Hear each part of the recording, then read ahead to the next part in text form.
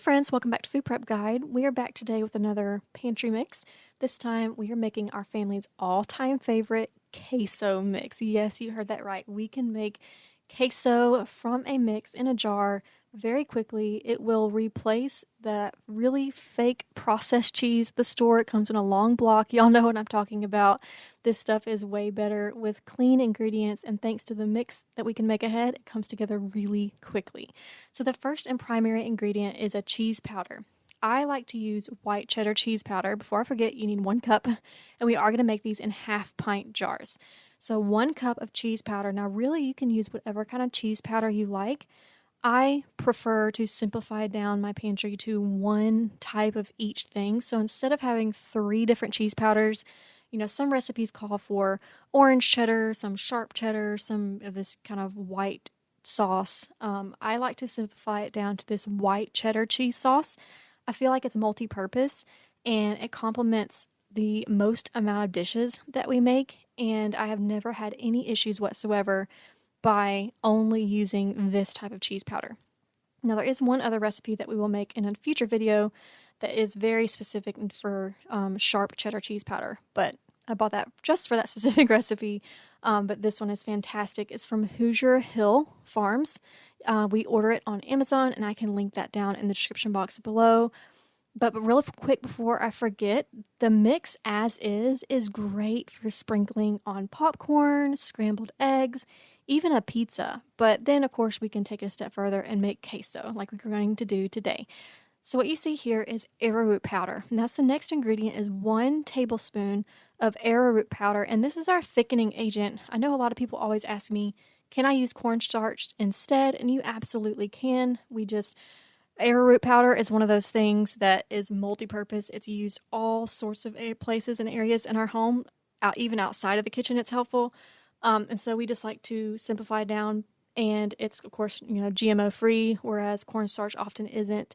But either cornstarch or arrowroot, either one is fine. 1 tablespoon of that. So the next ingredient is going to be cumin, ground cumin, and you want 1.5 teaspoons of ground cumin.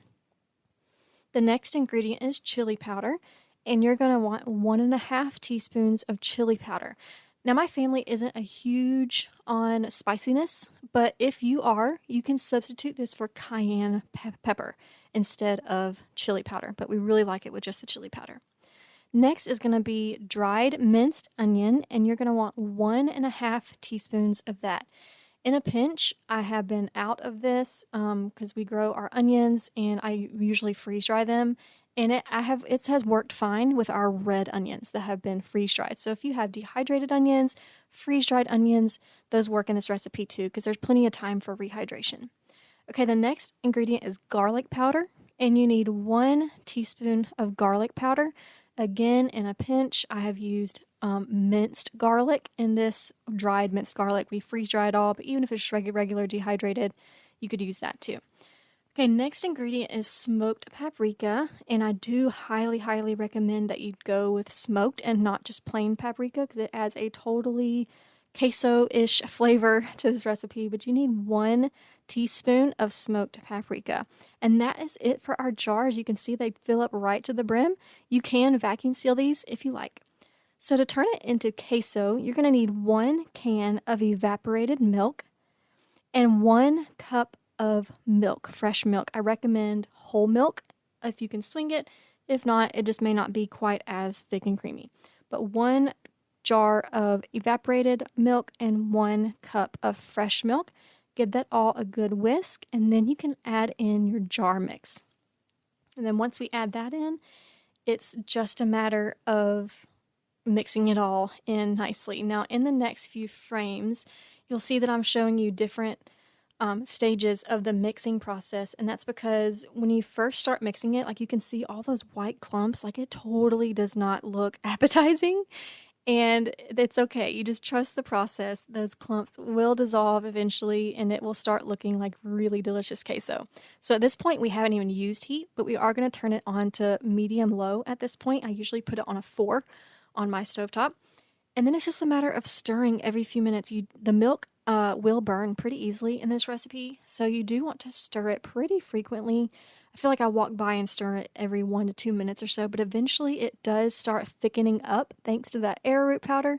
Here's what that looks like without any cheese added. Now, you're going to see that I'm about to add some cheese, but I wanted to show you how it thickens up and becomes a really nice cheese sauce even without the fresh cheese. But because this is a queso dip, which is all cheese, I do add 1 cup of fresh cheese to this queso mix. Pepper jack is really good. That's what I use today. You can just use regular, we do like a fiesta blend sometimes, but whatever kind of, cheese you want. And then we also like to add a pint of Rotel or a can of Rotel at the store. This is our homemade kind. I do recommend if you add that, it's completely optional, but if you do add it, I recommend completely draining it and even taking a paper towel and patting that pulp dry because you don't want to make your queso liquidy. But the cheese and the Rotel, totally optional, totally fine without it, but it really ramps it up a notch if you add both the cheese and the Rotel. So at that point, it's just a matter of stirring it nice until everything is fully combined and that cheese, if you're using it, has completely melted. And then you can turn off the heat and it's ready to serve. I do recommend letting it sit for about 5 minutes because it will thicken up more. Look how nice and thick that is. Y'all, this looks just like the store-bought stuff. It tastes so good, and yet it's clean ingredients and comes together so quickly. I hope that was helpful to y'all. I hope you enjoy it. This will be featured in our Mix and Jars Volume 2 cookbook. If you have not entered the giveaway, go ahead and comment queso, and I'll send you the link directly to your comment, or you can enter the giveaway in the link in the description box. That's all for today. Bye!